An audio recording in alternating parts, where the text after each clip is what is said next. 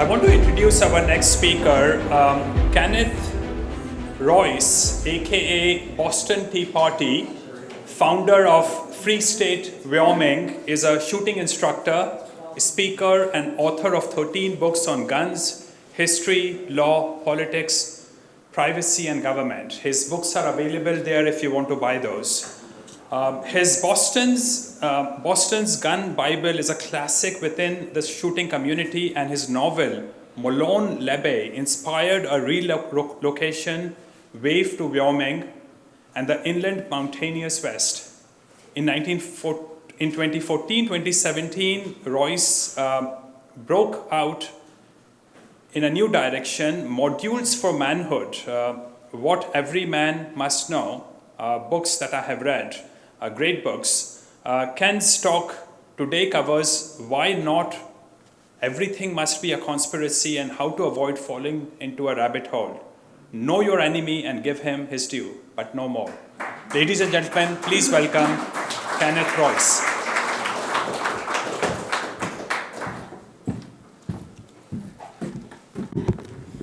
Good morning, thank you. How's the volume? Can everyone hear me in the back okay? Is that good? All right, I'm seeing some heads nod in the back there. Thank you, yeah.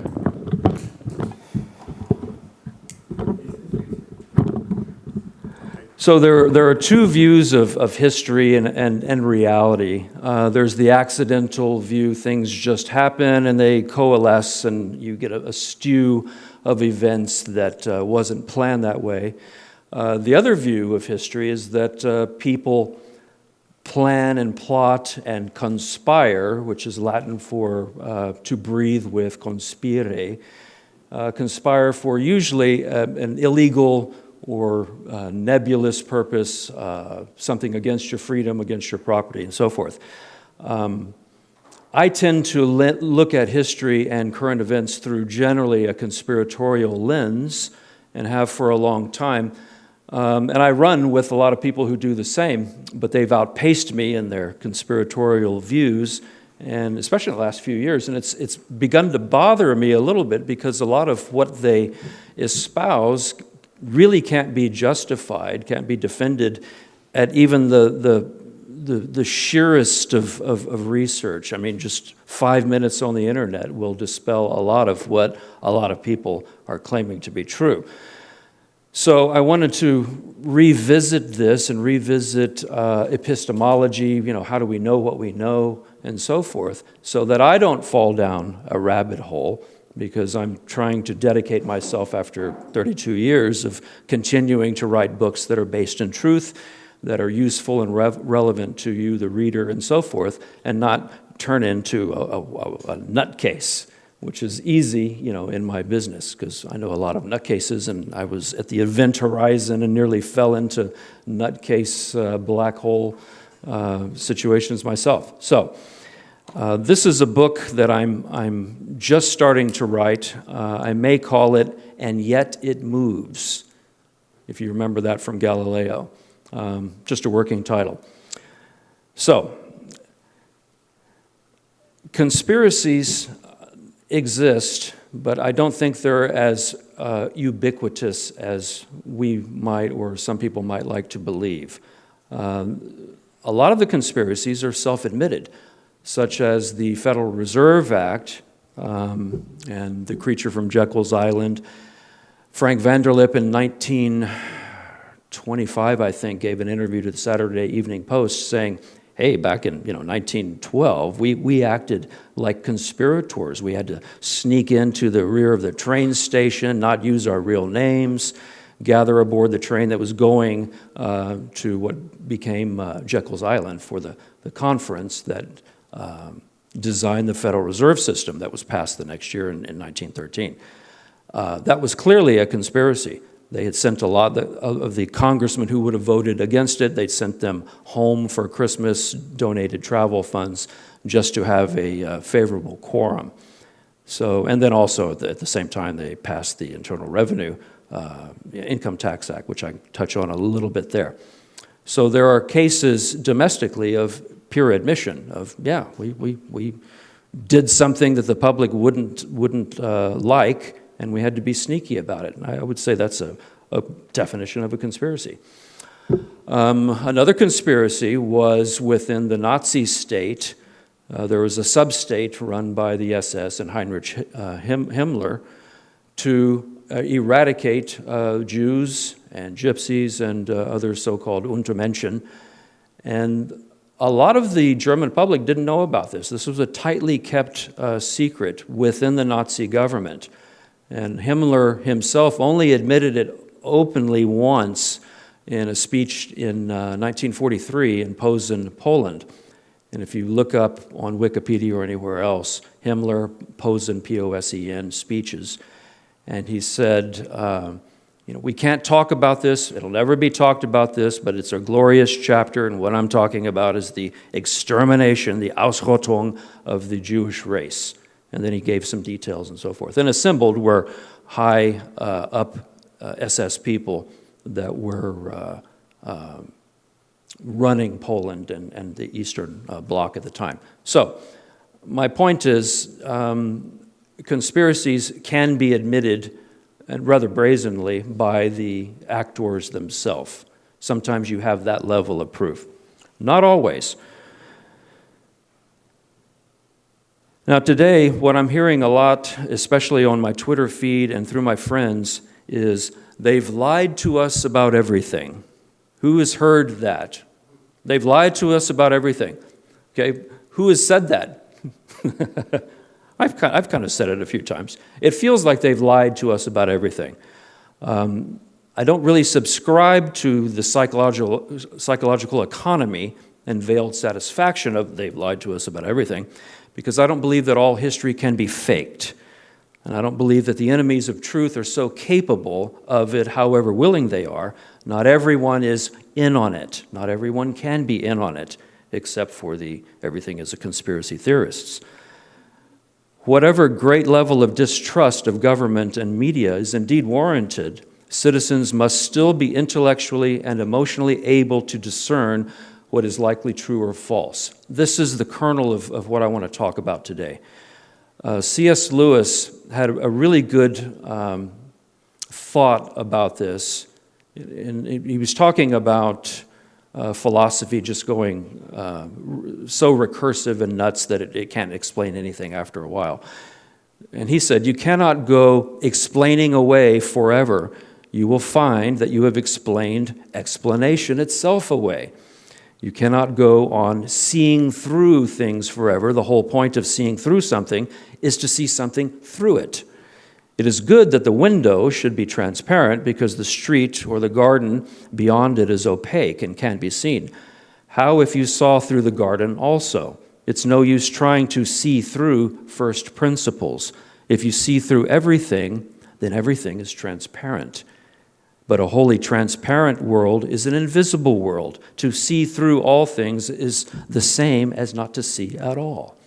So this is, I think, the danger of they've lied to us about everything, because you'll start looking for the lie in everything that you see, and with confirmation bias, you're going to find the bits and pieces that seem to add up for you.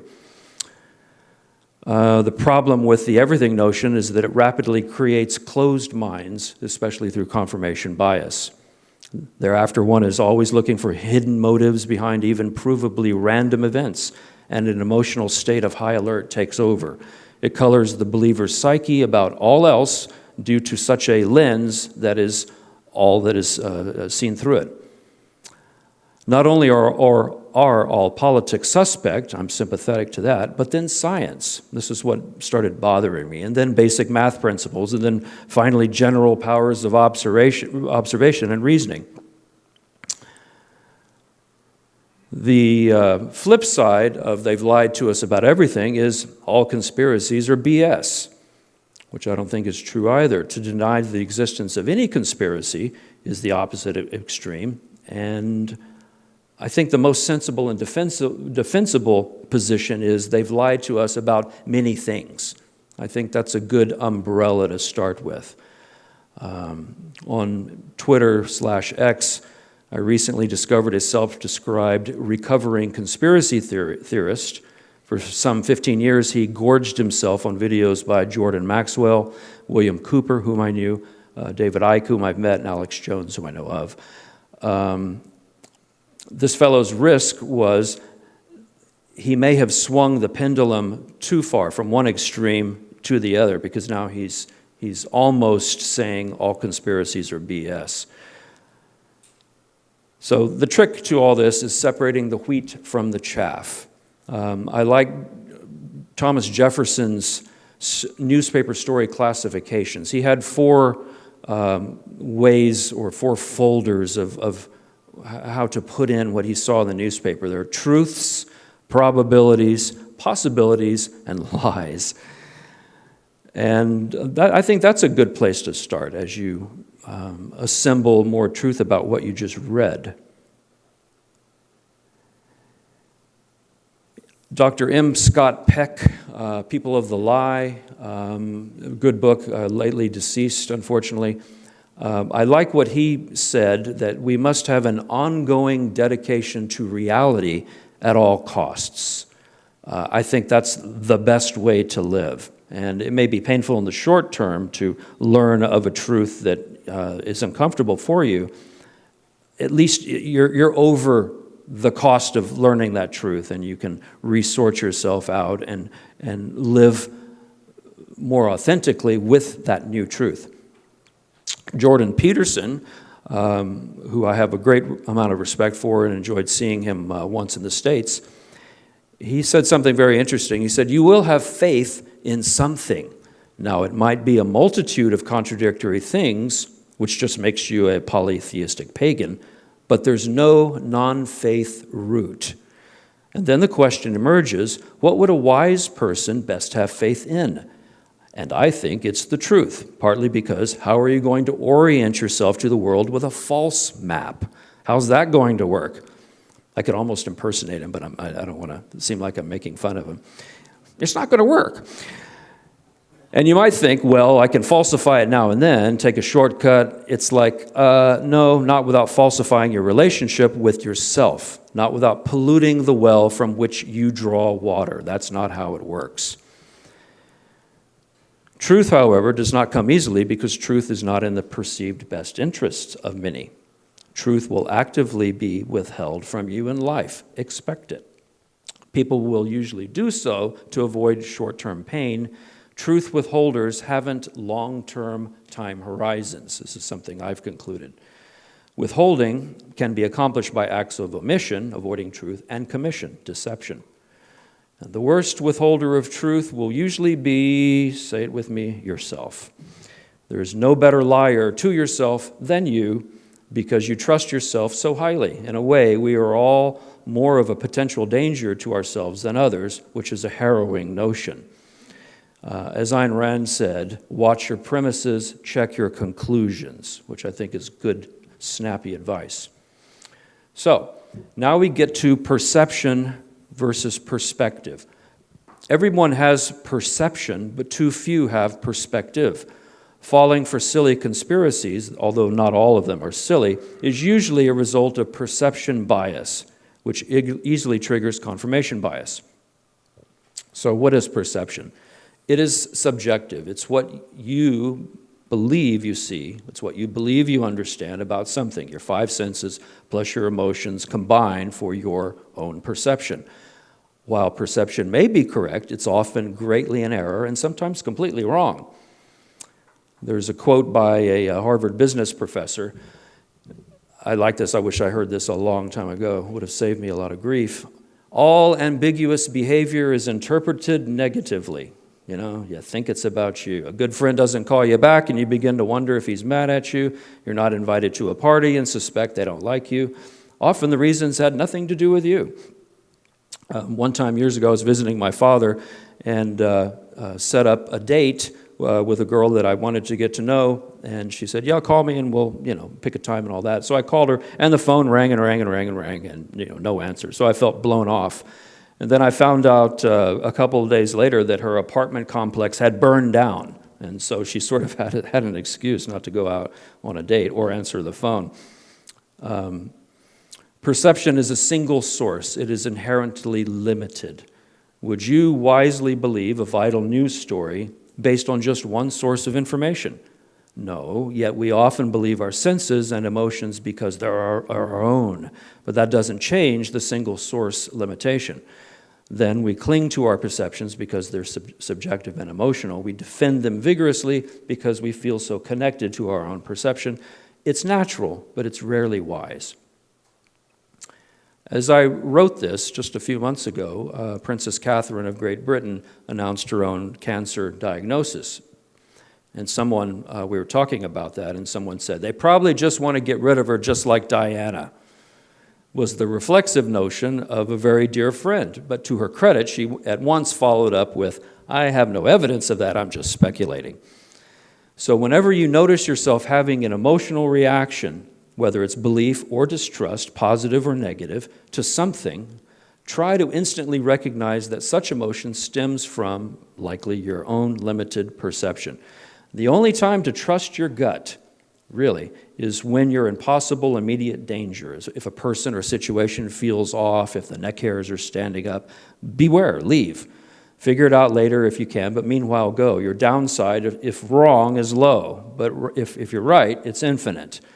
However, if time allows, don't trust your gut, a solitary source, but instead use that time to gain perspective from multiple sources. This is why you never buy something from a salesman in the moment. Just take his card, get the website, whatever, and I'll get back to you. So now we come to perspective. Instead of subjective, it is objective. It's information and an opinion that comes from the outside, from the world around you. In my 20s, I was complaining to my dad about something in life, and he politely listened. And then he said, son, probably 98% of the world would gladly trade places with you. And that was instant and surprising and kind of embarrassing perspective. I was all wah, wah, wah about whatever I was complaining about. And he said, a lot of people would trade places. It reminds me of a great Cold War story. Homeless in New York in the 80s. This is before the fall of the Berlin Wall and all that. And I think it was the Soviet Union that offered to buy blankets for the homeless in New York City, just to shame us, the capitalist country that had people in such want. And someone in Poland put an ad in the paper, we'll trade apartment in Warsaw for a blanket in New York City.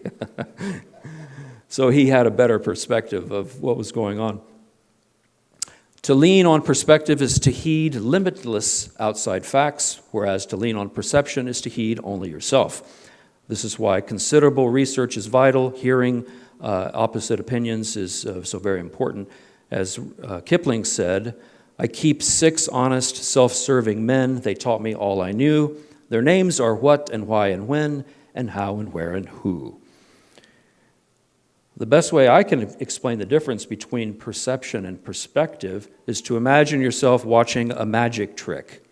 The magician not only capitalizes on your limited perception of what he is doing, he's skilled in keeping you there with expectation and misdirection.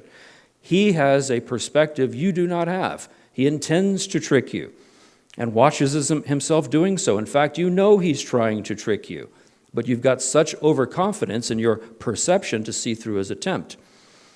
There are many short videos explaining how magic tricks are done from the magician's point of view, and they're very interesting. Once the audience gains the perspective of the magician, the magic evaporates. There never was any magic in the first place, only someone taking advantage of another's limited perception. Those who operate with little perspective are very vulnerable to foreign motivation and manipulation. They are subject to magicians, politicians, media, etc., throughout their confused, unhappy lives. Even when they are not being led by others, they risk harboring an incorrect opinion, which engenders wrong choices. In the Marine Corps, they train their officers to turn the map around and see the terrain from the enemy's point of view, which I think is a great idea.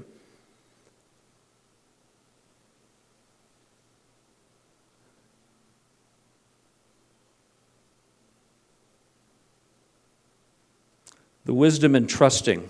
I've got a little subchapter here. I think that an important value of wisdom is how it informs proper limits of trust.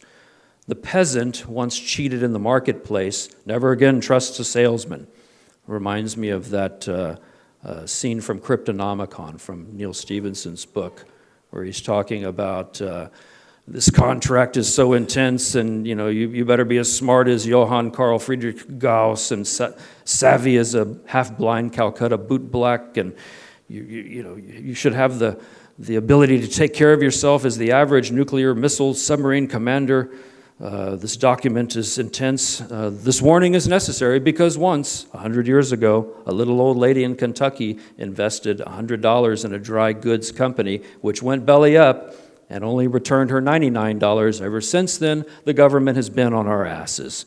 So this is the problem with simple trust without knowing how to go through it. Mark Twain had a perfect quote about this. Here it is.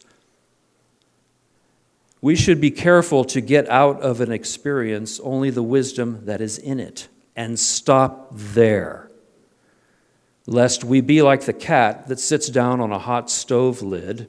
It will never sit down on a hot stove lid again, and that as well, but also it will never sit down on a cold one either. Okay, the cat didn't know where to stop, and a lot of conspiracy theorists don't seem to know when to stop either. So this is why I'm going to try to give them the tools to know when they're spinning out of control, and a rabbit hole is very nearby. Beware of groupthink and the so-called echo chamber. Just as octaves alone do not make music, hearing solely from the choir does not gain perspective.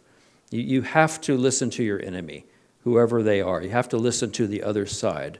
And it's good to have an enemy, because an enemy is so much better at finding your faults and your flaw in reasoning than your friends are. And so you've got to have people that really have their eye on you, or at least an eye on what you believe, because it keeps you honest.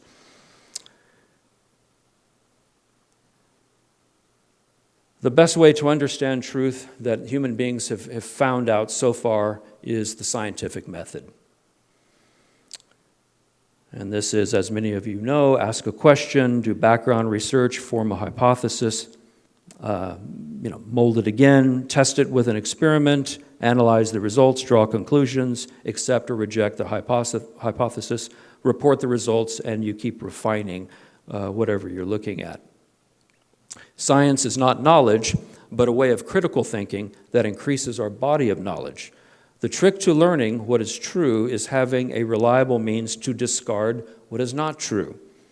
This is a problem of the conspiracy theorist in general, the ability to distinguish between valid and invalid arguments. According to Carl Sagan, science has a built-in error-correcting technique or machine. But instead of science as being pretty common amongst the citizenry these days, that's been replaced by pseudoscience. They have opinion-based facts instead of fact-based opinions. Their flawed thinking includes the use of vague, exaggerated, or untestable claims, improper collection of evidence, the lack of openness to testing by other experts, absence of progress, personalization of issue, use of misleading language. And the most important thing with your journey to understand what is true or what is not true, theories must be falsifiable.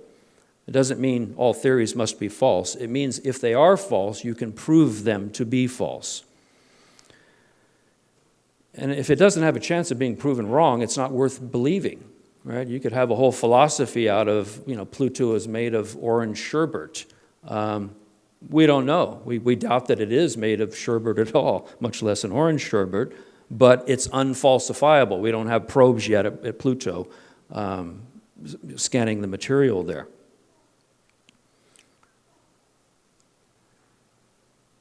A lot of conspiracy theorists,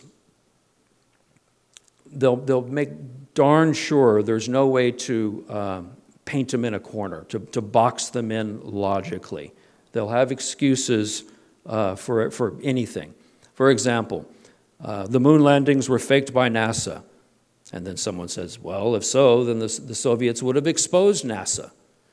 And the conspiracy theorist says, well, they didn't expose it because the Soviets were in on it, right? So this is endless. And Carl Sagan had a story in his book, The Demon Haunted, what was the name of it? Demon Haunted Room. Anyway, the story goes, he's talking about his invisible dragon in the garage. So, Demon Haunted World. Someone says, hey, want to come see my dragon? I've got it in my garage. Well, sure. So they go over there, and I can't see the dragon. Well, it's because it's invisible. Well, okay.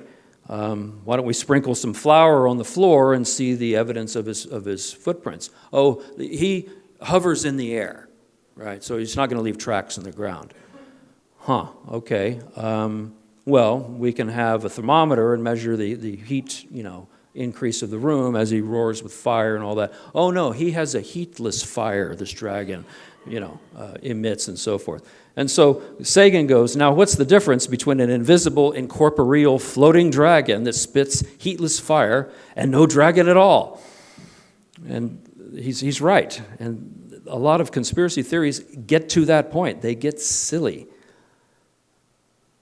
So it's vital to use the scientific method to understand when you're operating by perception versus perspective, to talk to your enemy, so to speak, to hear the other side, to turn the map around, and keep yourself in check. Otherwise, there are an infinite amount of wackadoodle notions.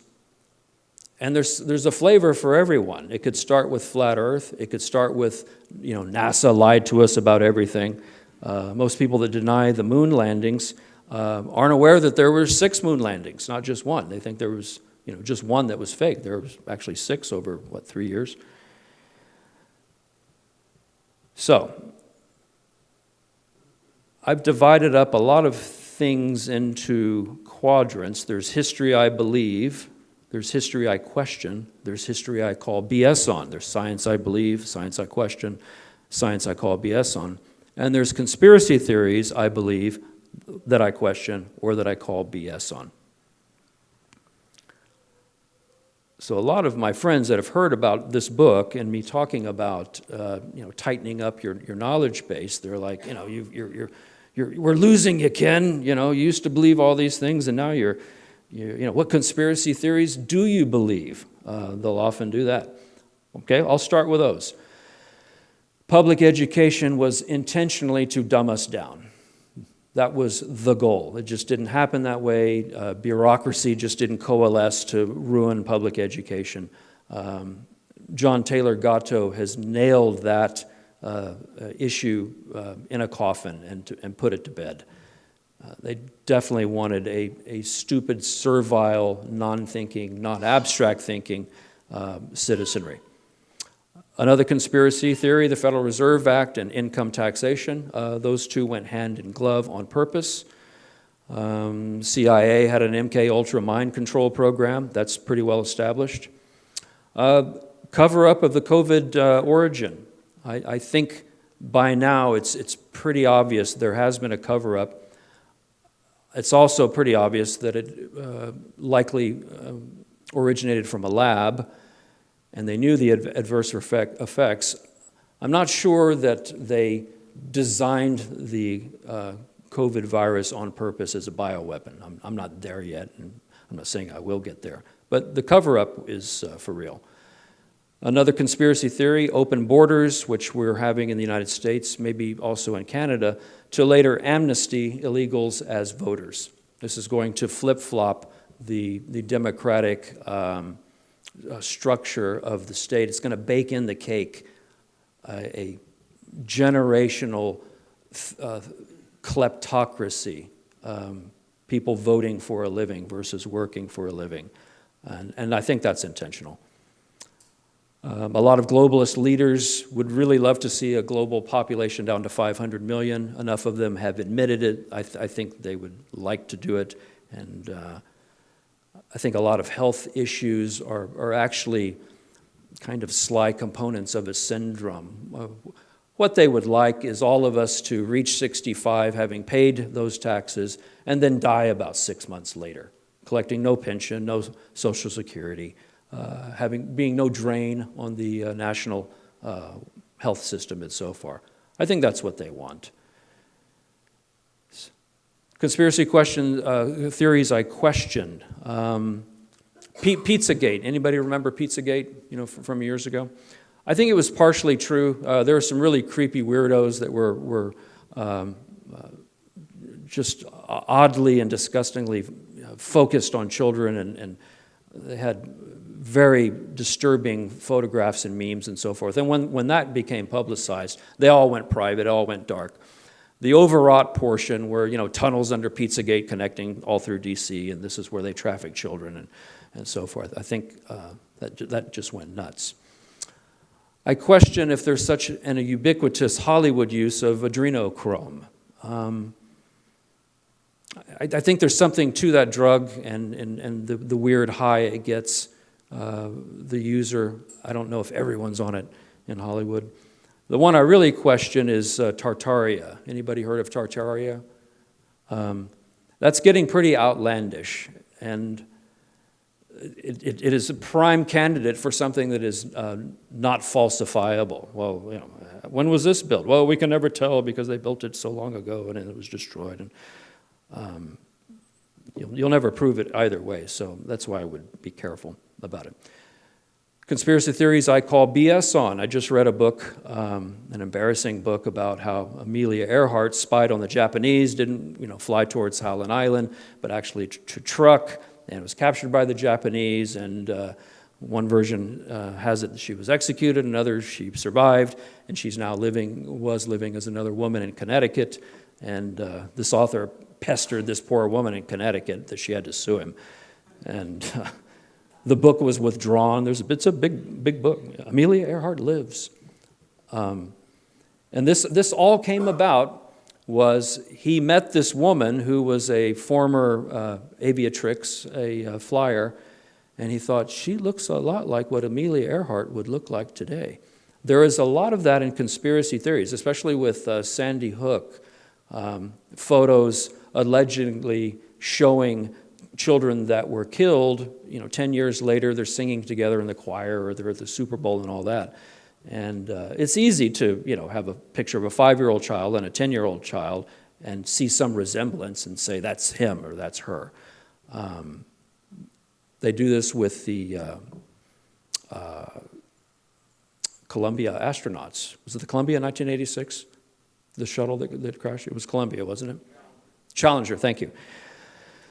One of the astronauts, Michael J. Smith, who perished, he has a namesake, Michael J. Smith, who is not the same man, who's been a professor and so forth. And so, the NASA deniers pester this guy, and the professor says, "No, it's not me." Well, they say later, I think he's lying because of his body language. And so there's no end to things like that, especially with facial resemblance. I've been told I look like Michael Keaton, or at least years ago. But I'm not Michael Keaton, right? So I don't know if he's been told that he looks like me. I'll have to find out. Here's history that I question, is Oswald at Dealey Plaza. I used to believe, not with that rifle, because I owned one. They came in by the thousands in the 60s, and I'm a shooting instructor and a rifleman. I like to focus on rifles. And so I found one at a gun show. I mean, exactly, the same sling, the same Japanese 4-power scope, Tierney arsenal. I mean, it was made within months, probably, of Oswald's rifle. And so I worked it mechanically, because that rifle is not known to have a slick bolt action, and it doesn't. It's pretty gritty. And back then, the delay between the second and the third shot was understood to be 5.6 seconds for the longest time. And it's just really not possible to have 3 trigger pulls and 2 bolt actions even from a seated position in that time. It can barely be done by a real expert. I couldn't do it, and I'm a better shot than Oswald was, I would think. And so I thought, the whole thing with Oswald is BS. I'm just a patsy, he said. And I thought that was true. Later on, years later, I read Vincent Bugliosi's book, big, thick thing, size of a dictionary. And in that, at about the same time, they had a digital re-enhancement of the Zapruder film, which is striking. So when Kennedy has the throat shot, at the same time, John Connally, the governor of Texas, has a lapel flip. It just a couple of frames, his lapel does this. And then about 2.5 seconds later, Connally appears to be shot with another bullet. What happened was he was shot with the same bullet that went through Kennedy, and went through Connally's chest and into his right wrist. But he had a delayed reaction, which caused understandable and huge confusion later on. How many bullets were there and all that. But the digital re-enhancement of the lapel and also the hat flip. He was holding his hat, and he did this weird, very fast motion that was involuntary because the slug landed in his wrist.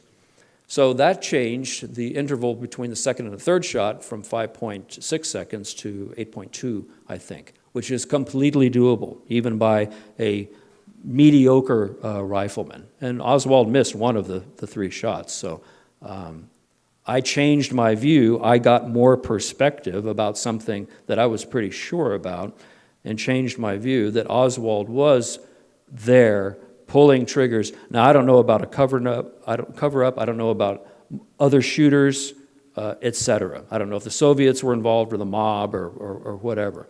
But I can pretty confidently say now that Oswald was up there and actually shot that rifle.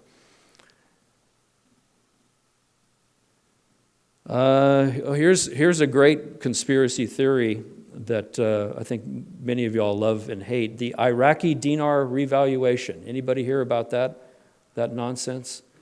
That was going on before even Trump. The basis for and everything, however silly it is, has a little bit of basis or truth that gets it going, and then it gets nuts.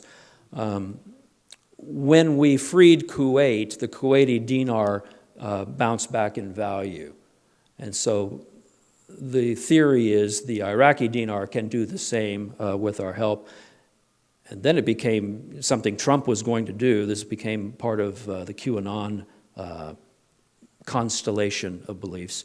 And QAnon, I think, was a psyop in retrospect. His very first, Nostradamus kind of prediction was that Hillary would be arrested and Podesta would be arrested, like in a week. And that didn't happen. So you would think, okay, you're discredited. You don't know what you're talking about. But it grew from there into something oddly trusted and believed. So part of that was the Iraqi dinar revaluation. And you can still buy Iraqi dinars, 1,200 to the dollar. It's like sand off a beach. They're worthless. But allegedly, they're going to be revalued at parity to the dollar. You know how many trillions of dollars of wealth that would take? Just the basic scheme of it is so absurd. But I know of people who blew their money, blew thousands of dollars buying, Iraqi dinars, waiting for the day that they'll be, billionaires from this all. Flat Earth. Today, flat Earth is kind of broached pretty smoothly at cocktail parties. You can, say flat Earth without being laughed out of the building, as you would have been 15 years ago, which I think is very interesting because we don't need NASA, we don't even need pictures from space of the global Earth to do real-world experiments. I mean, the Greeks figured out in 2500 BC, because of obelisks having different shadows at the same time, at noon, having shadows pointing differently, figured out within 1% the diameter and therefore circumference of the Earth. 1%, 2,500 years ago, just with very simple experiments. Flat Earth bothers me because it's a basket of denial, of perception and confirmation bias, of pseudoscience, of a weird stubbornness. I'll quote one flat earther saying, "Why does the plane," meaning airplanes, private planes, he's talking to a pilot, "not fly with the nose pointed down to account for the curvature of the earth?"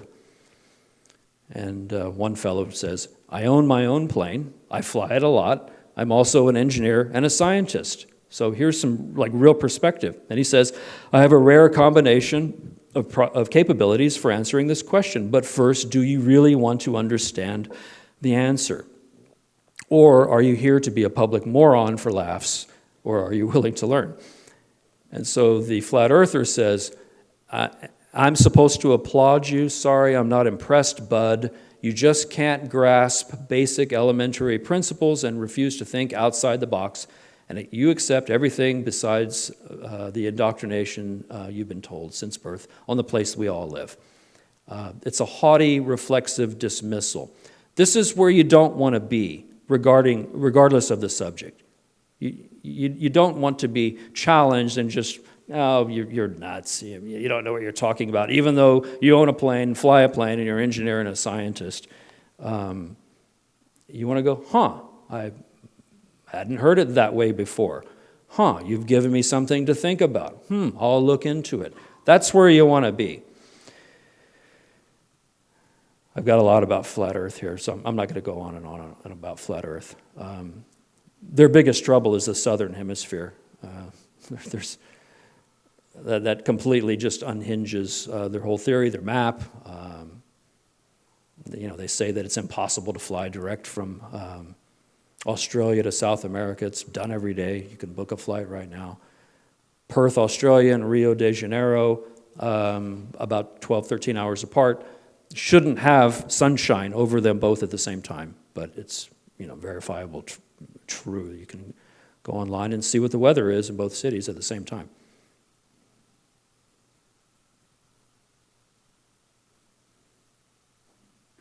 Yeah, I wish I had some audio visual. I would show you, there's a split frame image between the right and left of Grace Kelly and January Jones. She's a blonde actress, very pretty. And then left to right, it's January Jones and Grace Kelly. So it's split down the middle, and one side is Jones, the other is Kelly. And it looks like the same person. It's really eerie. And I'm going to put that in the book just as a demonstration of how fallible facial recognition and similarities can be. Any conspiracy theories someone wants to call out? I probably have an opinion on it. Who? Oh, about Trudeau related to being the son of Castro? Is that what you're talking about? Again, his mother was there, had met Castro. Yeah, there was some overlap as far as travel goes. But again, it relies on facial, How much time do I have? Oh, you have a lot of time. I don't know what that means. 15 minutes. 15 minutes, okay. Again, it relies on facial, and I've seen the photos, and it looks compelling. If that's the first time you've heard of the issue, seeing Castro in his 20s and Trudeau in his 20s, and it's like, wow, there's something there. But if you start from that, you're going to be looking for, with confirmation bias, anything that supports that. But you've started from kind of a silly origin for that theory. They look similar. It must be that. A good one on those lines is that George Bush's mother, Barbara Bush, was the daughter of Aleister Crowley. And if you look at facial similarities there, it's pretty creepy. And also the mother was over there in England and I think met Crowley. So there's a little bit to get anything going. You just have to be careful where you go with it and keep yourself in check. Just like Ayn Rand said, watch your premises and check your conclusions. So, in the introduction, be aware of your enemy. Give your enemy credit where it's due, but no more than that. You know, we're dealing with human beings, and as a Christian, I believe we're dealing with demonic entities influencing human beings at the least. I don't think it's just a human world. But, don't even give the devil overdue credit. Be wise about how you filter your information, and I think you'll be happier and less stressful as you go through life. Thank you.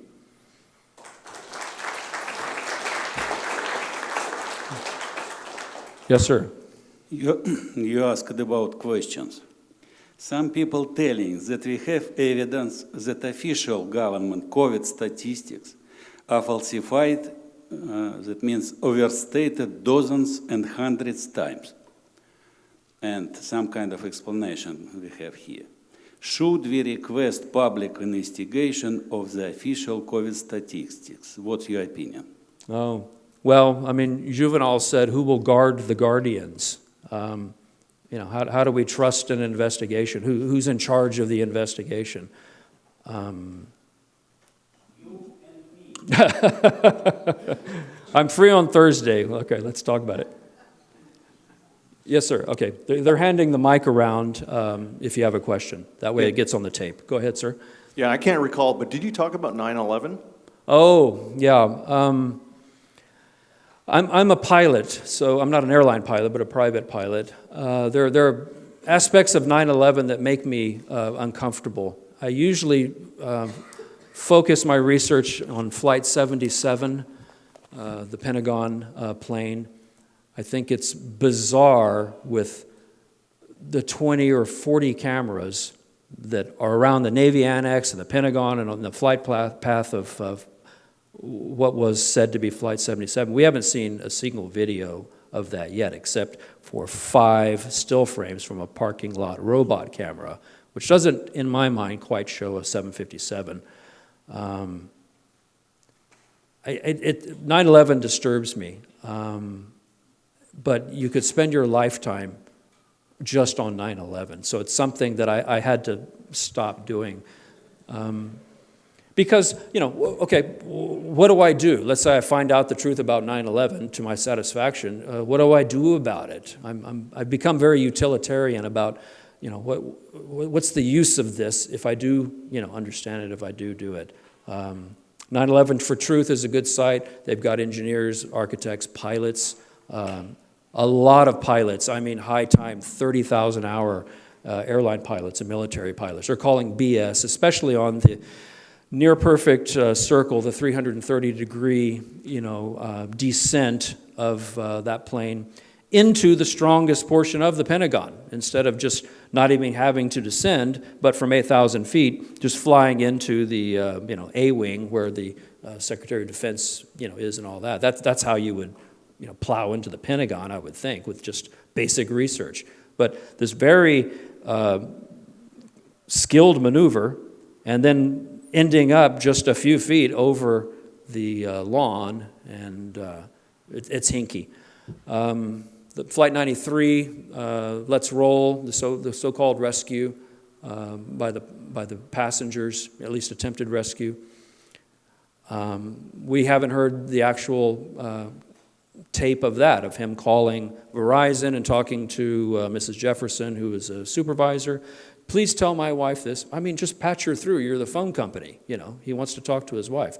So there's a lot that's suspicious there, and that keeps me but I haven't concluded much more beyond that.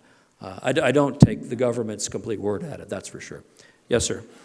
You use the term PSYOP in reference to, I think it was QAnon. That's right. My question is, do you think that they, being the establishment, promotes through conventional mass media channels some of the more outlandish conspiracy theories, such as flat Earth and chemtrails and 3G or 5G, right, and the like, in order to discredit sort of mainstream questioning of some of the more nefarious kind of social control conspiracies that you've correctly identified as being plausible? Yeah, I think that's likely. And it's so easy to do through social media. You just pop up a crazy theory and you get some support for it, and it gets its own energy from there.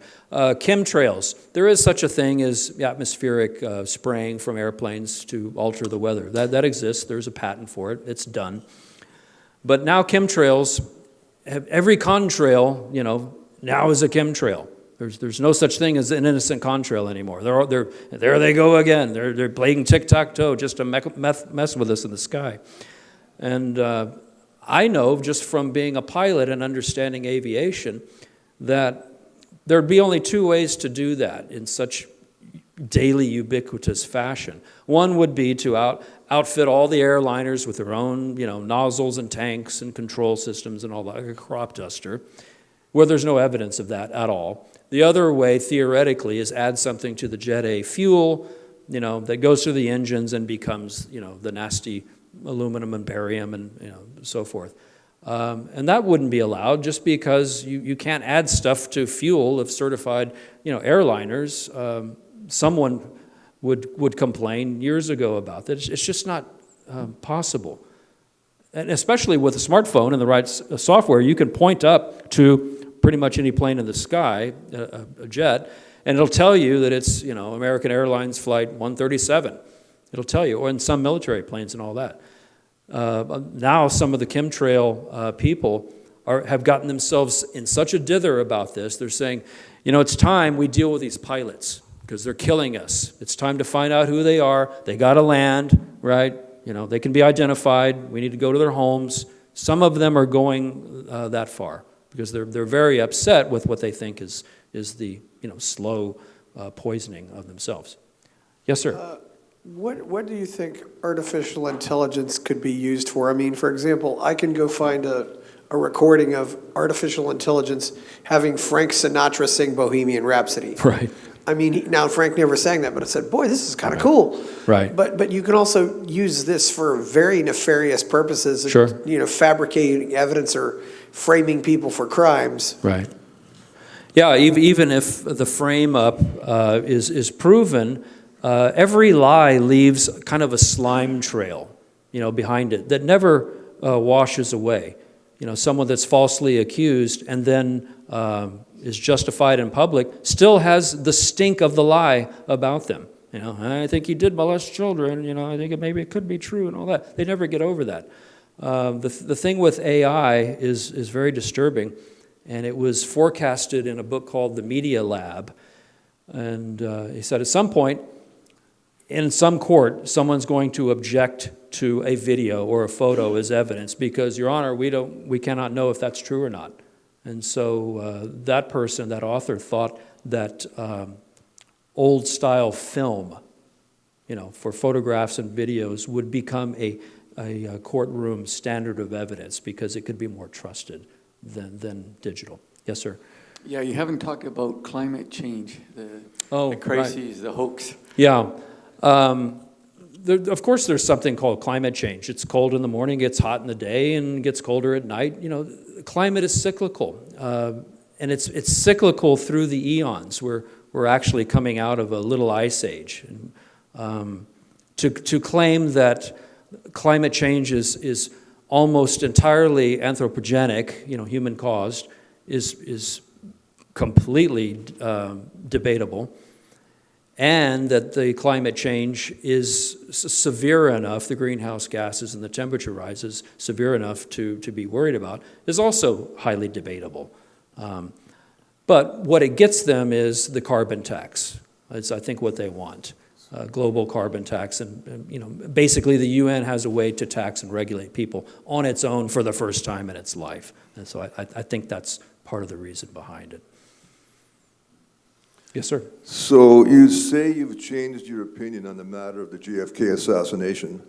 Partially. I'm sure that Oswald was actually in the building pulling triggers. At the same time, you're still not convinced about the second or third shooters or how many there were? I don't have the evidence yet to be comfortable to say there was a second shooter. I've been to Dealey Plaza. I spent the whole day there. Grassy Knoll, went upstairs in the building. So have I, and I'm interested that you bought a Mannlicher Carcano to actually test it out. But my point is that in the context of a discussion on conspiracy theory, we'd be remiss not to mention the fact that is the genesis of the term. conspiracy theory was introduced by the CIA as a method to discredit people who thought there was more than one shooter. Right. Yeah, it got in That's print. where it came from. Right. And not only that, I think we need to qualify conspiracy theory in the sense that the conspiracy theory in law is, in fact, two or more people conspiring to do an illegal act. Right. Illegal. And that would not include the founding of the Federal Reserve. It wasn't illegal. Huh? No, but it was immoral, obviously. Well, I agree. Yeah. I don't know about the second shooter and so forth. The assassination and the wounds that people suffered can be explained by a single shooter, Oswald, and that rifle. Can be explained that way. So I've kind of left it there for now. If something new comes out. But all these old guys that confess on their deathbed, I was in the grassy knoll. There's been several of them. I don't know if we'll ever know. Well, I know that you think that people with conspiracy theories will push on the envelope. Yeah. But there's pretty credible evidence that the Zapruder film is documented. Yeah, the Zapruder film was in the chain of custody of the Zapruder film is suspect and easily could have been doctored. So who knows? But at some point, you just have to know where to stop and go on to something else. A question back there, yes, sir. Hi, yeah. My question is, how do you distinguish between the state pursuing its own power and or cronyism and conspiracy? For example, you used the example of Federal Reserve as being illegal and then that being conspiratorial or conspiracy. Well, after the Civil War, the Federalists had been pursuing the attrition of free market banking for some time. These talks had been going on in Congress for some time. It had been almost 40 years since the resolution of the Civil War. Right. And so central banking was, the idea was there. So how do you distinguish between the state pursuing its own power, especially when you consider here's another two examples that you considered conspiracy, which was COVID and gain of function research. Right. The state funds these things so that it can support intervention and regulation. And the Kennedy assassination would be a state program to maintain its power, because Kennedy spoke out against the CIA. The CIA. Right. Yeah. So how do you distinguish between the state pursuing its own power and cronyism versus conspiracy?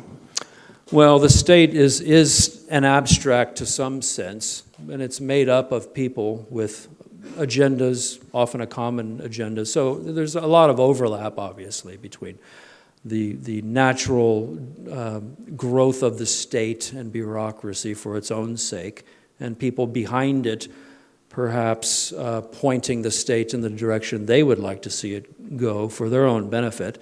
And a lot of someone like Klaus Schwab, et cetera, Soros, they really believe they have the answers for humanity. They don't think that they're evil. They think that they're serving a public good and doing the best for humanity that us smaller people aren't going to figure out. And I think they're arrogant to the extreme, if not psychopathic. One of your guests, I think in 2015, Doug French, had a talk about psychopaths and freedom and so forth. So I think that's something to keep your eye on. Psychopathy is very interesting. They're basically human, I wouldn't say clones. They act like they're human, but they're not run internally like most of us are.